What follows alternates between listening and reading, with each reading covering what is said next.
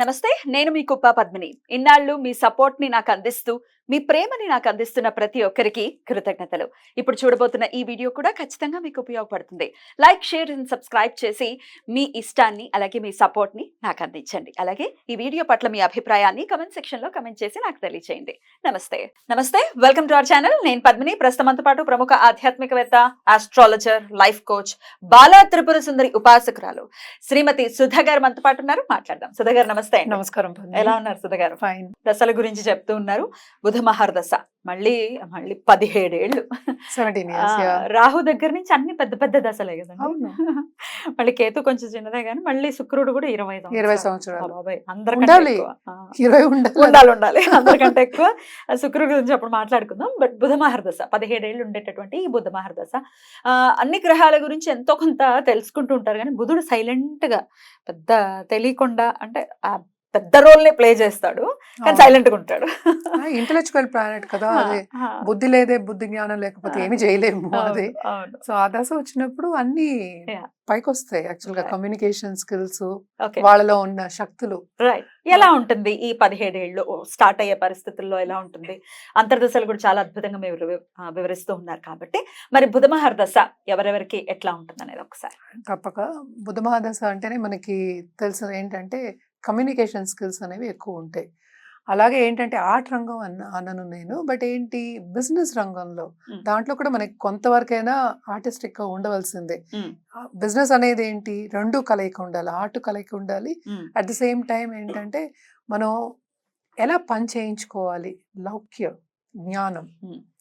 జ్ఞానం అంటూ ఉంటాం, అది ఉండాలి. అది బుధ మహాదశలో తప్పక పైకి వస్తుంది అనమాట. అలాగే బుధుడు ఎస్పెషల్లీ ఇఫ్ 9th హౌస్లో ఉంటే ఆర్ 9th హౌస్ ఇండికేషన్ ఉంటే సంపాదన అనేది ఎక్కువ ఉంటుంది. మనకి భాగ్యాధిపతిలా అనుకుందాం కాసేపు. ఆయనే మంచి పొజిషన్లో ఉన్నాడు, 10th హౌస్లో ఉన్నాడు అంటే కెరియర్ డెవలప్మెంట్ అవుతుంది.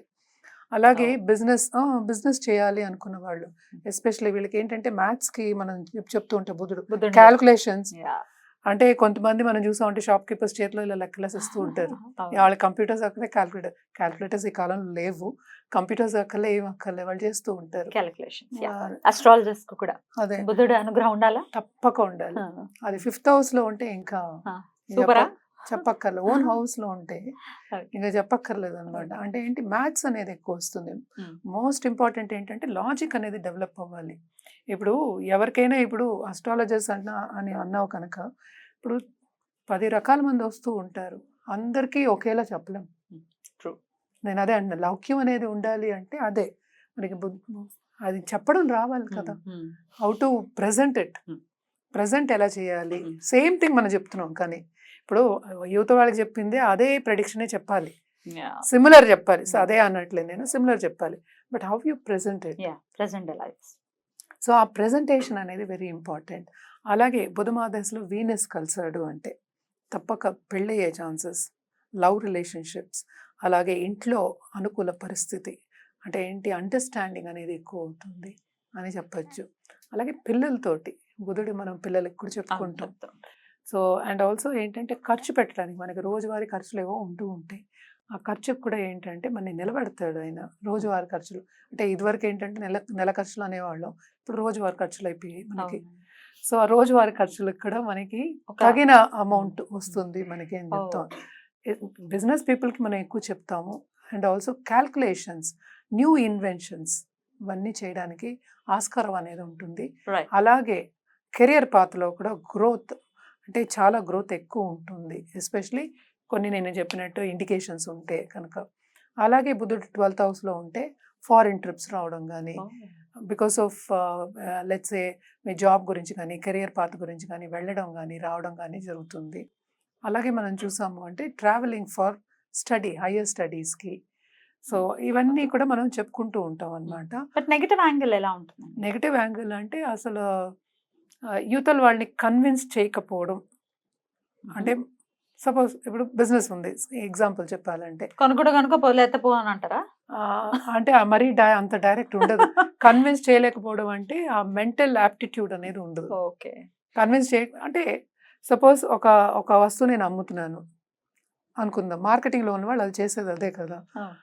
సో యూతల్ వాళ్ళు అసలు అర్థం చేసుకోవట్లే ఈయన మాట్లాడేది, వాళ్ళకి గ్యాప్ వచ్చింది అంటాం కదా. సో అలాంటి ఇన్సిడెంట్స్ చాలా జరుగుతూ ఉంటాయి. ఎందుకంటే నీ బట్టి నువ్వు మాట్లాడుతున్నావు కరెక్టే, వాళ్ళ బట్టి మాట్లాడితేనే కదా కొంటారు. కరెక్ట్. సో కమ్యూనికేషన్ గ్యాప్ అనేది ఖచ్చితంగా ఉంటుంది. ఆ మెంటల్ యాప్టిట్యూడ్ అనేది ఉండదు, సెట్ అవ్వదు అనమాట. అది మోస్ట్ ఇంపార్టెంట్ అందులో.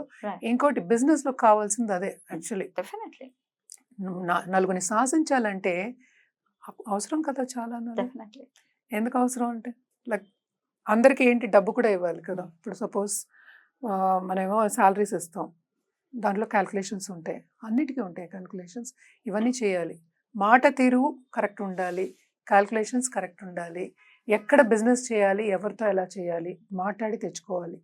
ఇవన్నీ ఏంటి, brain work, intellect work. So ఇవన్నిట్లోనూ గ్యాప్స్ వస్తాయి అన్నమాట first. At the same time పిల్లల్ని పెంపకంలో వాళ్ళు వినకపోవడం,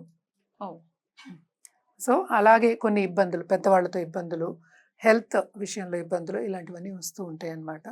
సో అక్కడ కొంచెం జాగ్రత్త పడవలసి వస్తుంది. అండ్ రెమెడియల్ మెషర్స్ తప్పక చేయాలి. ఏం చేసుకోవాలి? సో బేసిక్గా మనం చెప్పేది ఏంటంటే ఎప్పుడు విష్ణు సహస్రనామం చెప్తాం అనమాట. బుధుడికి విష్ణు సహస్రనామం చేసుకోవాలి.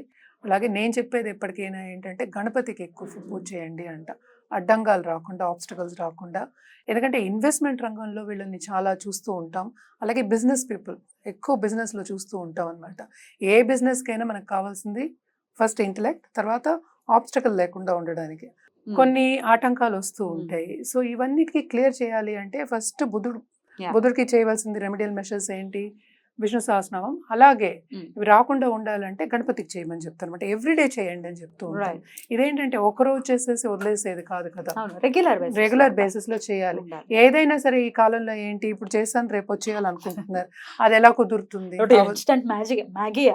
అదే 2 minutes బ్యాక్ దాంట్లో కూరలు యాడ్ చేస్తే కొంచెం టైం పడుతుంది కదా మరి. సో అలాగే ఏదైనా మన కలయిక, నేను ఇందాకనే చెప్తే భుక్తి కూడా చెప్తున్నాను కదా. సో బుధుడిలో ఏంటంటే తప్పక బిజినెస్ అనేది డెవలప్ అవుతుంది, కమ్యూనికేషన్ స్కిల్స్ డెవలప్ అవుతాయి. అండ్ ఆల్సో ఇప్పుడు చాలా మందికి ఫియర్ ఉంటుంది, బయట వెళ్ళి మాట్లాడాలి, ఇవన్నీ కూడా అవన్నీ దాటుకొని వచ్చే ఛాన్సెస్ ఎక్కువ కనిపిస్తాయి అన్నమాట. స్టేజ్ ఫియర్ లాంటిది పోతుంది కంప్లీట్ అన్నది. అదేంటి ఎక్స్పీరియన్స్ తోనే పోవాలి అది. సో అది తగ్గుతుంది కొంచెం. ఫస్ట్ ఏంటంటే చేయగలను అనేది సెల్ఫ్ కాన్ఫిడెన్స్ వస్తే ఏదైనా చేయగలం, అది రావాలి ఫస్ట్. అది వస్తుంది తప్పక బుద్ధ దశ వస్తే కనుక.